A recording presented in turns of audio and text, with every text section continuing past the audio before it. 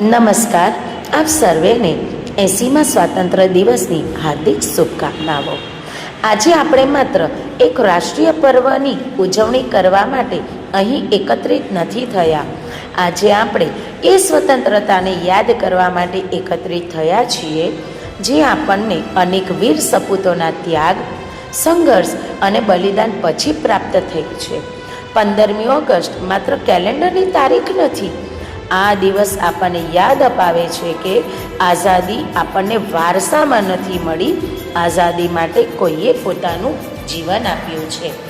મહાત્મા ગાંધીજી, સરદાર વલ્લભભાઈ પટેલ, ભગતસિંહ, સુભાષચંદ્ર બોઝ, રાણી લક્ષ્મીબાઈ અને અસંખ્ય જાણીતા સ્વાતંત્ર્ય સેનાનીઓએ પોતાના સુખ, પરિવાર અને જીવન કરતાં દેશને મહત્ત્વ આપ્યું છે. તેમના બલિદાનને કારણે આજે આપણે મુક્ત હવામાં શ્વાસ લઈ શકીએ છીએ, પોતાના વિચારો વ્યક્ત કરી શકીએ છીએ અને પોતાના સપનાઓને સાકાર કરવાની તક મેળવી શકીએ છીએ. પરંતુ મિત્રો, સવાલ એ છે કે આઝાદી મેળવ્યા પછી આપણી જવાબદારી શું છે? આજની પેઢી માટે દેશ સેવાનો અર્થ માત્ર સરહદ પર જઈને દેશની સેવા કરવી એ નથી. જ્યારે એક વિદ્યાર્થી ઈમાનદારીથી અભ્યાસ કરે છે તો એ દેશ સેવા છે. જ્યારે શિક્ષક પોતાના વિદ્યાર્થીઓને માત્ર પુસ્તકનું જ નહીં પરંતુ જીવનનું શિક્ષણ આપે છે, એ દેશ સેવા છે. જ્યારે આપણે જાહેર સંપત્તિનું રક્ષણ કરીએ છીએ, એ દેશ સેવા છે.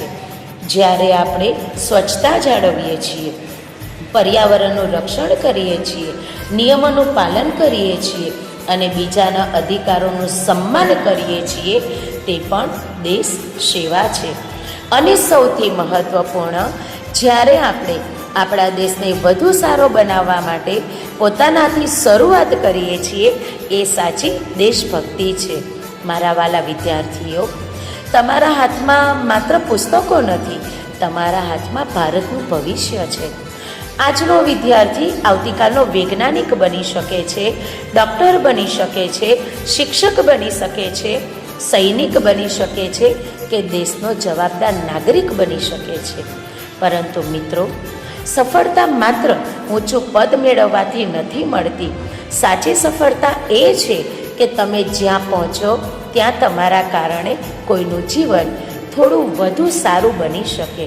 આપણે એવું ભારત બનાવવાનું છે જ્યાં શિક્ષણ દરેક બાળક સુધી પહોંચે, જ્યાં દીકરી અને દીકરાને સમાન તક મળે, જ્યાં યુવાનો સપના જોવાની સાથે તેને સાકાર કરવાની હિંમત પણ રાખે અને જ્યાં વિકાસ સાથે સંસ્કાર પણ જળવાઈ રહે. આપણી પાસે વિશ્વની સૌથી મોટી યુવા શક્તિ છે. આ યુવા શક્તિ જો જ્ઞાન, સંસ્કાર, શિસ્ત અને મહેનત સાથે આગળ વધશે તો ભારતનું ભવિષ્ય માત્ર ઉજ્જવળ જ નહીં પરંતુ અદ્ભુત હશે. તો આવો, આ સ્વાતંત્ર્ય દિવસે આપણે માત્ર ભારત માતા કી જય બોલીને અટકી ન જઈએ, પરંતુ એક નાનો સંકલ્પ કરીએ. હું મારા દેશને સ્વચ્છ રાખીશ, હું મારા દેશના કાયદાનું સન્માન કરીશ, હું જાતિ, ધર્મ કે ભાષાના ભેદ વગર સૌનું સન્માન કરીશ, હું પ્રામાણિક રહીશ, હું સતત શીખીશ અને મારા દેશને ગૌરવ અપાવવાનો મારો શ્રેષ્ઠ પ્રયત્ન કરીશ. કારણ કે દેશ બદલવાની શરૂઆત સરકારથી નહીં, સમાજથી નહીં પરંતુ મારાથી થાય છે. ચાલો આજે આપણે ભારતની કલ્પના કરીએ જ્યાં દરેક બાળકનું સ્વપ્ન મોટું હોય, દરેક યુવાનની દિશા સાચી હોય અને દરેક નાગરિકના હૃદયમાં દેશ માટે જવાબદારી હોય. અંતમાં એટલું જ કહીશ, આઝાદી આપણને મળી છે પરંતુ ભારતનું ભવિષ્ય આપણે બનાવવાનું છે. ચાલો આપણે સૌ સાથે મળીને એવો ભારત બનાવીએ કે આવનારી પેઢી જ્યારે આપણને યાદ કરે ત્યારે ગર્વથી કહે, તેમણે ભારતને માત્ર વારસામાં મેળવ્યું નહોતું, તેમણે ભારતને વધુ સુંદર, વધુ શક્તિશાળી અને વધુ માનવતાવાદી બનાવીને અમને સોંપ્યું હતું. અહીં મારી વાણીને વિરામ આપું છું. વંદે માતરમ. ભારત માતા કી જય.